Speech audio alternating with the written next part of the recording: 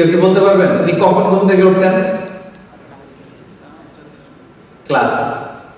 There should be question and answer. There should be question and response. কেউ কি আন্দাজ করতে পারেন কয়টার দিকে ঘুম থেকে উঠতেন রাতে? হ্যাঁ বলেন। সুবহ সাদিকের পূর্বে একটা জেনারেল আনসার হয়েছে, আরো স্পেসিফিক কেউ বলতে পারেন? রাতের তৃতীয়াংশে। অনেকটাই জেনারেল, স্পেসিফিক আরো স্পেসিফিক। হ্যাঁ তাহাজ্জুদের সময়। হ্যাঁ আরেকটু স্পেসিফিক হয়েছে মাশাআল্লাহ। জি, রাসূল সাল্লাল্লাহু আলাইহি ওয়াসাল্লাম মিডনাইটে উঠতেন, মাঝরাতে। সুবহানাল্লাহ কইতে পারলেন না? মাঝরাতে উঠে যেতেন। আমরা তো সুবহ সাদিকের আগে উঠি, আমরা তাহাজ্জুদের সময় উঠি। রাসূল সাল্লাল্লাহু আলাইহি ওয়াসাল্লাম তাহাজ্জুদের সময়ের অনেক আগে উঠতেন, কারণ আমাদের তাহাজ্জুদের মতো 15-20 মিনিটের তাহাজ্জুদ ছিল না তো না, কমসে কম 2 ঘন্টা, কম মাঝে মাঝে 3 ঘন্টা। তাহলে মিডনাইট, মধ্যরাতে বিশ্বনবী সাল্লাল্লাহু আলাইহি ওয়াসাল্লাম উঠতেন। উঠেই আল্লাহ শুকরিয়া জ্ঞাপন করতেন যে আল্লাহ, thanks for a new time, new day. আলহামদুলিল্লাহিল্লাযী আহইয়ানা বা'দা মা আমাতানা ওয়া ইলাইহিন নুশুর। আল্লাহ, শুকরগুজার করছি তোমার দরবারে যে দীর্ঘ সময় মৃত্যুর পর তুমি আমাকে আবার জীবন দিয়েছো। কারণ আমরা যখন ঘুমিয়ে থাকি এটা মরার মতো না, প্রায় দীর্ঘ সময় মরার মতো করেছিলাম, আবার তুমি জীবন দিয়েছো, শুকরগুজার হচ্ছে আল্লাহ তোমার দরবারে। এটা করতেন। সূরা আলে ইমরানের শেষ 10 আয়াত তেলাওয়াত করতেন এই মাঝরাতে। অ্যাপ্রক্সিমেটলি আমি একটু সময় বলতে পারি যে লেটস সে 2:30টার দিকে উঠতেন। 2:30, আমাদের এখনকার টাইমে 2:30টার দিকে উঠতেন। এই দোয়া পড়তেন, আলে ইমরানের শেষ 10 আয়াত তেলাওয়াত করতেন। এরপর মেসওয়াক করতেন। কি করতেন? আপনারা মেসওয়াক করেন তো? হ্যাঁ, রাসূল সাল্লাল্লাহু আলাইহি ওয়াসাল্লাম ইন্তেকালের আগেও যে কাজটা করেছেন সেটার নাম কি? সবাই বলেন মেসওয়াক।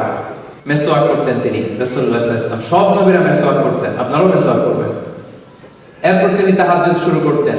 8 রাকাত লম্বা তাহাজ্জুদ করতেন, কখনো ঘরে, কখনো মসজিদে নববীতে। রাওদাতুম মিন রিয়াদিল জান্নাহ একটা স্পেশাল জায়গা আছে লেখা, মাকান তাহাজ্জুদি রাসূলুল্লাহ, রাসূল সাল্লাল্লাহু আলাইহি ওয়াসাল্লামের তাহাজ্জুদের জায়গা। 2017 সালে আমি যখন প্রথম উমরায় যাই, আমি ওই জায়গাটাতে নামাজের সুযোগ পেয়েছিলাম। সিরিয়াল ধরে যেতে হয়, লাইন ধরতে ধরতে দেখি এমন একটা জায়গা, ওখানে লেখা রাসূল সাল্লাল্লাহু আলাইহি ওয়াসাল্লামের তাহাজ্জুদের জায়গা।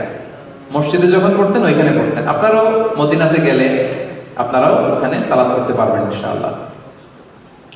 তাহলে লম্বা তিনি তাহাজ্জুদ করলেন। তাহাজ্জুদটা কেমন ছিল?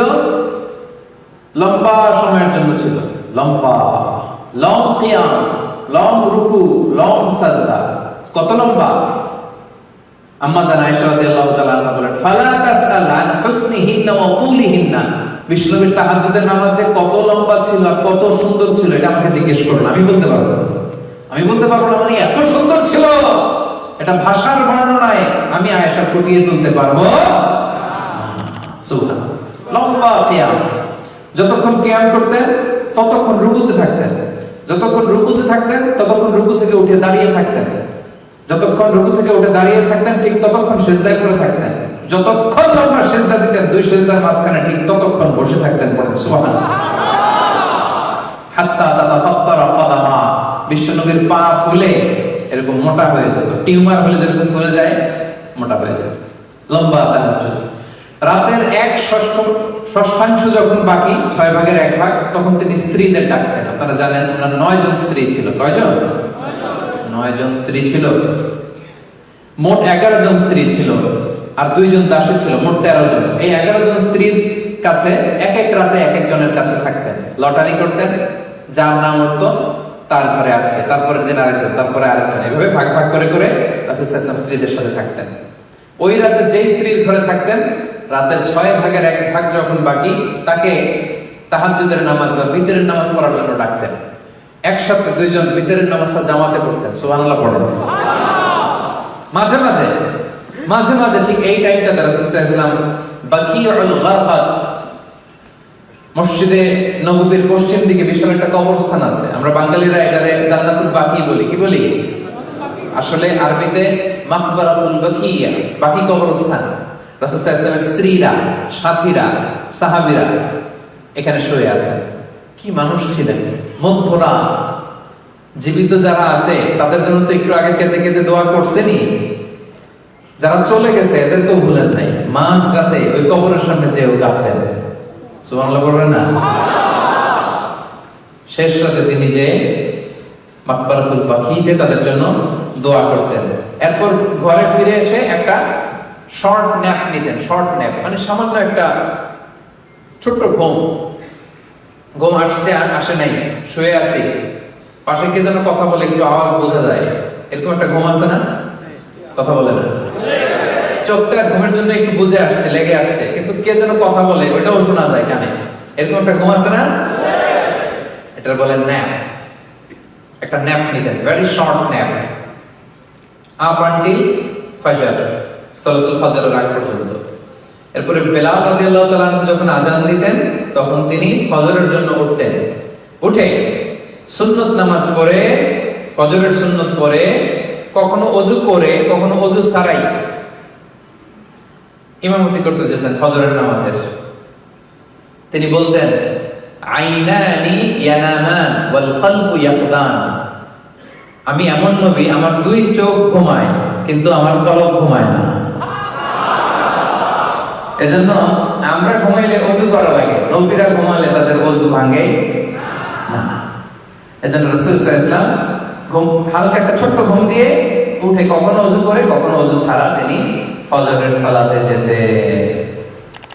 লম্বা তেলাওয়াত করতেন ফজরের নামাজে, মা বাইনা 60 ইলাল 100, 60 থেকে 100 আয়াত। আপনি পড়েন কয় আয়াত ফজরের নামাজে? চিন্তা করছেন? বিষ্ণু ইসলাম 60 থেকে অন অ্যান অ্যাভারেজ 60 থেকে 100 আয়াত পড়তেন। ফজরের সালাম ফিরিয়ে সাহাবীদের দিকে মুখ ফিরিয়ে বসতেন, লম্বা সময় আযকারুস সাবাহ ওয়াল মাসা পড়তেন। পড়বেন এগুলো শোনার জন্য না, যা শুনতেছেন সাথে সাথে নিয়ত, আমিও এরকম করবো, আমিও সকালটা এইভাবে কাটাবো, আমিও আমার জীবন এভাবে সাজাবো, ঠিক কিনা? এই প্ল্যান রাখতে হবে। সাহাবাদের দিকে মুখ ফিরিয়ে বসতেন, লম্বা সময় তাসবিহ শেষে জিজ্ঞেস করতেন, হাল রাআ আহাদুম মিনকুম আল বারিহাতা রুইয়া। গত রাতে কেউ কি কোনো স্বপ্ন দেখছিলা? অনেক সাহাবী স্বপ্ন দেখতো না? অনেক বলতো যে ইয়া রাসূলুল্লাহ আমি দেখছি। কি দেখছো এটা? রাসূল সাল্লাল্লাহু আলাইহি ওয়াসাল্লাম এটার ব্যাখ্যা করে দিতেন, বলতেন এই শব্দের ব্যাখ্যা এটা। স্বপ্ন নিয়ে আমার ভেরিফাইড ইউটিউব চ্যানেলে একটা আলোচনা আছে, দেখবেন, স্বপ্ন, দ্য সিগনিফিকেন্স অফ ড্রিম। স্বপ্নের বিস্তর আলোচনা, ব্যাখ্যা আমি সেখানে করেছি। তো রাসূল সাল্লাল্লাহু আলাইহি ওয়াসাল্লাম ফজরের সালাতের পরে স্বপ্নের ব্যাখ্যা করতেন, সাহাবারা কেউ স্বপ্ন দেখলে এটার ব্যাখ্যা করতেন। এরপরে সালাতুদ দুহা পড়তেন, সূর্য ওঠার পর 4 রাকাত সালাতুদ দুহা পড়তেন। এরপরে রিটার্ন ব্যাক টু হোম, আবার ঘরে চলে যেতেন। Be a part of our vision. Do listen and share the khair.